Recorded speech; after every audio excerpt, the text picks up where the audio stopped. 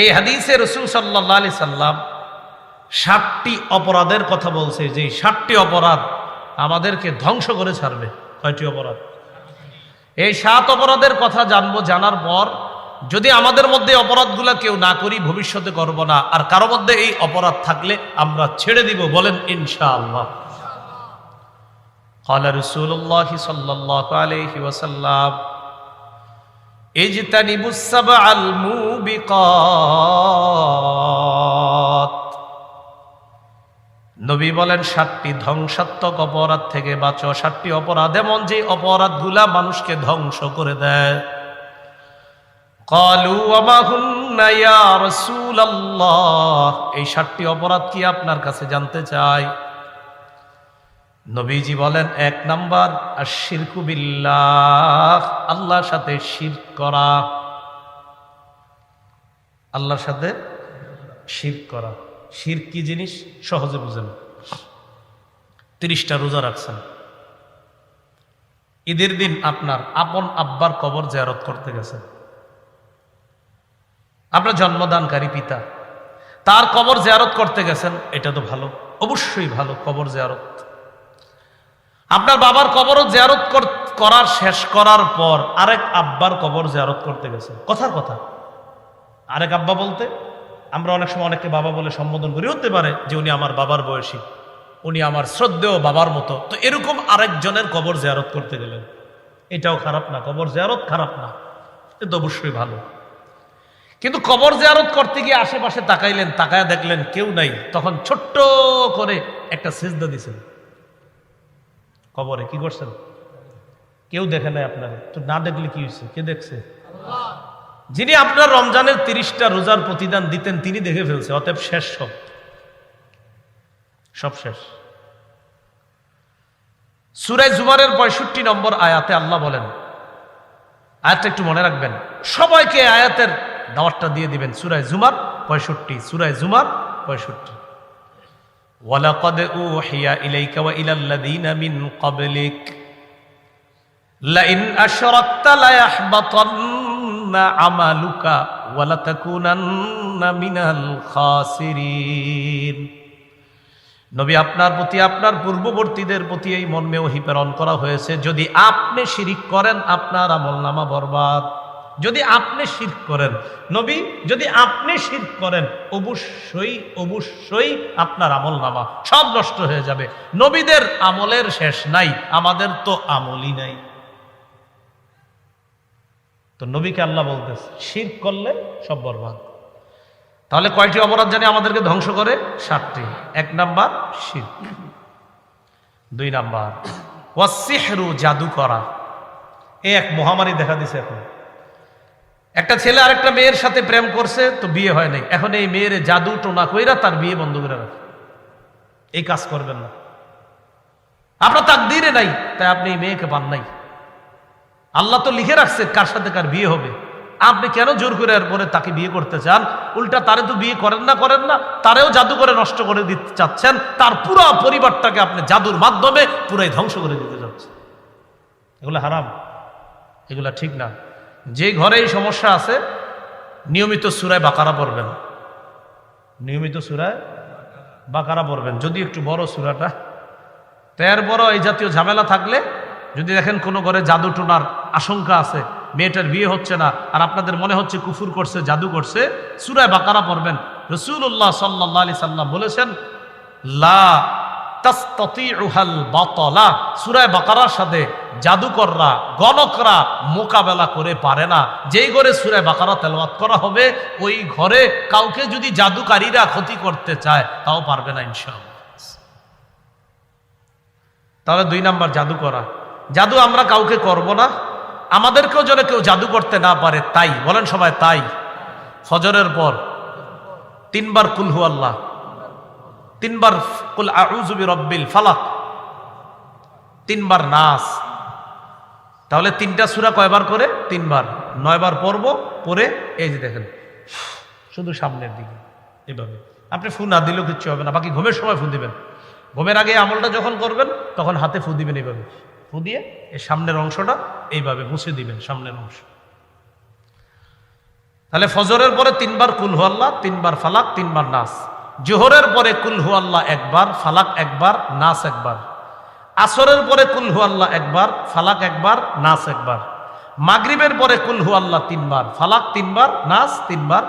এশার পরে কুল হু আল্লাহ 1 বার, ফালাক 1 বার, নাস 1 বার।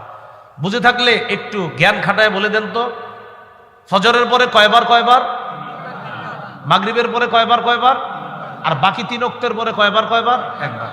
মাশাআল্লাহ। আল্লাহ মনে রেখে প্রতিদিন একদম কালকে ফজর থেকে একদিনও যেন না ভুল হয়, আমরা আমল করার চেষ্টা করবো ইনশাআল্লাহ। কয়টি অপরাধ ধ্বংস করে? 7টি। 1 নাম্বার শিরক, 2 নাম্বার জাদু, 3 নাম্বার ওয়াকাতলুন নাফসিল্লাতী হারামাল্লাহু ইল্লা বিল হক, অন্যায়ভাবে কাউকে হত্যা করা। নাসাইর বর্ণনায় আল্লাহর নবী বলেন, মান কাতালা উসফুরান আবাসা আজ্জা ইলাল্লাহি ইয়াউমাল কিয়ামাহ। দুনিয়ার মধ্যে কেউ যদি একটা চড়ুই পাখিকে অনর্থক হত্যা করে, চড়ুই পাখিকে অনর্থক হত্যা, আর আপনি বলতে পারেন হুজুর আমি তো খাই, খাওয়া আর হত্যা এক না। বেচারা গাছে বসে রয়েছে, আপনারা 2 বন্ধু রাস্তা দিয়ে যাইতে যেতে গুলাল মারছেন চড়ুই পাখিরে, এই দেখ আমার হাত কতটা মজবুত, চড়ুই পাখির গায়ে লাগছে, মরে গেছে।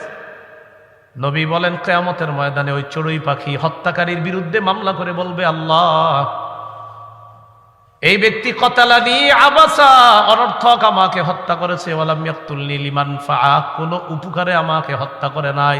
মাবুদ যদি আমাকে হালাল পদ্ধতিতে জবাই করে খাইতো তাহলে ঠিক ছিল, কিন্তু এই ব্যক্তি আমাকে অনর্থক হত্যা করেছে, আমি বিচার চাই।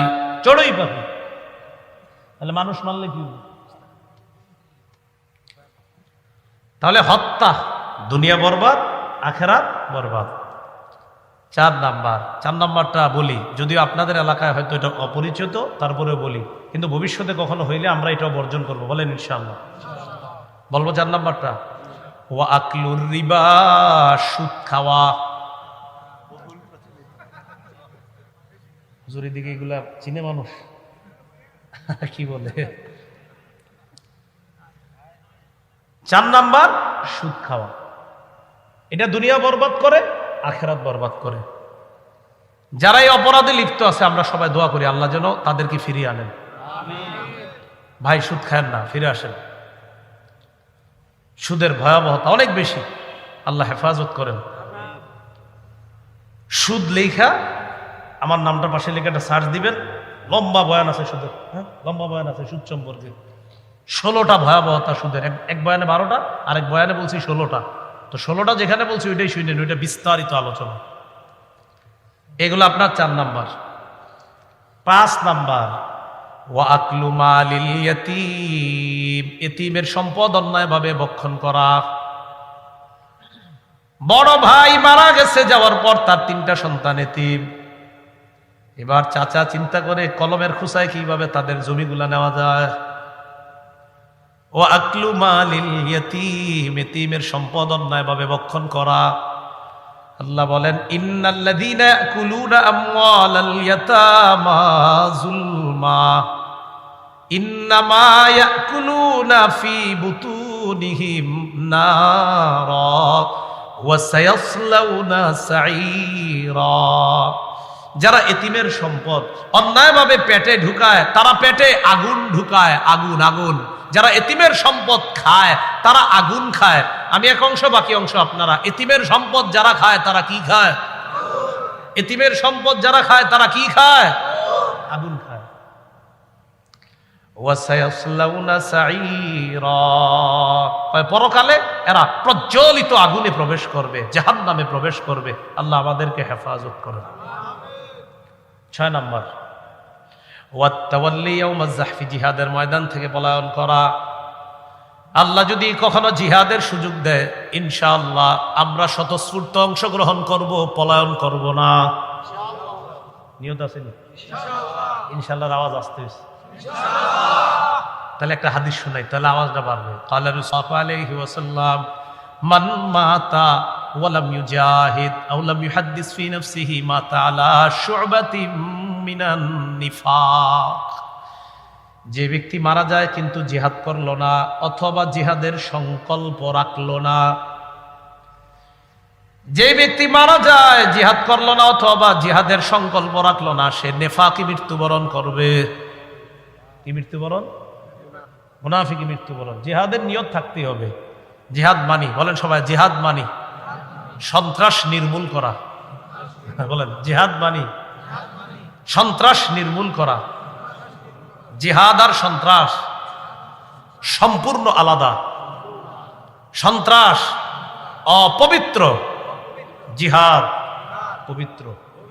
এবার আপনারা বলবেন জিহাদ আর সন্ত্রাস সম্পূর্ণ আলাদা, জিহাদ পবিত্র, সন্ত্রাস।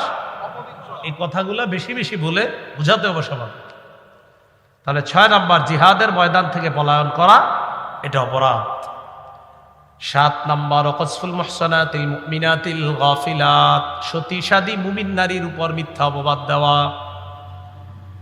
সতীসাদী মুমিন নারীর উপর মিথ্যা অপবাদ। পুকুরের পশ্চিম পারের আব্দুর রহিমের কন্যার বিয়ে ঠিক হয়েছে। তো সাধারণত আমাদের এলাকাগুলার কিছু এলাকা এরকম বদভ্যাস আছে, একজনের মেয়ের বিয়ে ভালো জায়গায় ঠিক হওয়া, পাশের জন সহ্য করে না, যে হ্যাঁ এত ভালো জায়গায় বিয়ে হবো কেন। বর পক্ষের বাবার ফোন নাম্বার নিয়ে ফোন দেয়, মেয়ের সবকিছু জানছেন?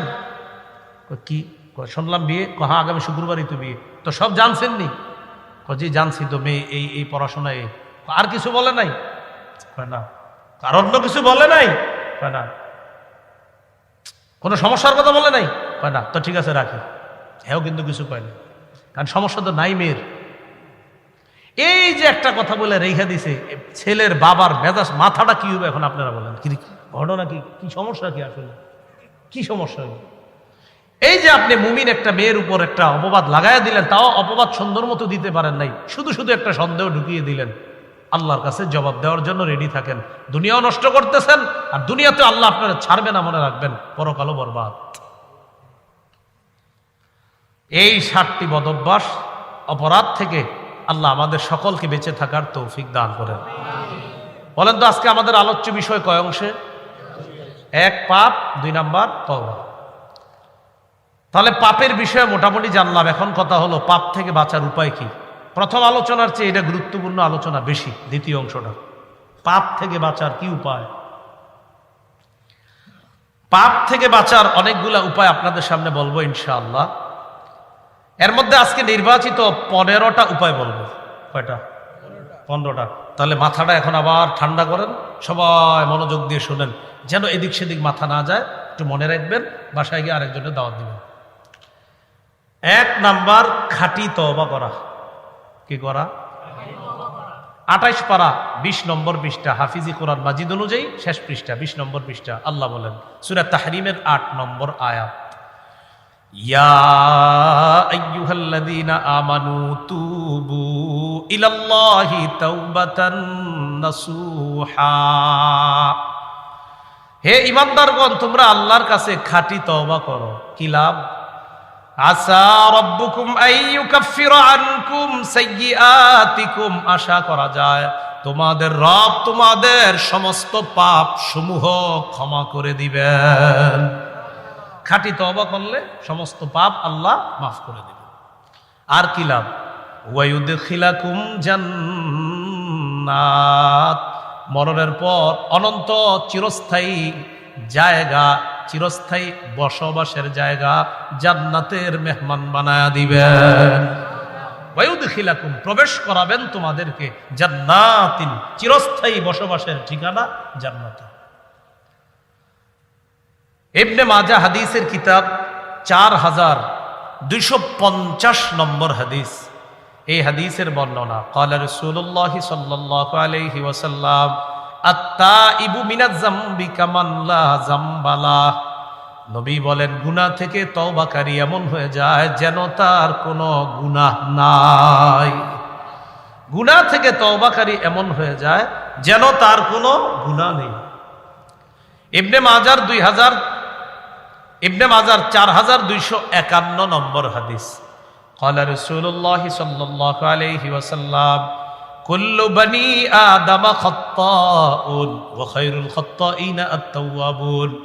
নবী বলেন, সমস্ত আদম সন্তান সাধারণত কম বেশি পাপ করে, এই পাপীদের মধ্যে তারাই হলো সবচেয়ে উত্তম যারা তওবা করে।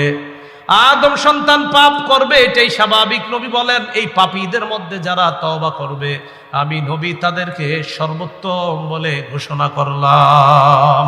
পাপ আমাদের হয়, কম বেশি পাপ হয়।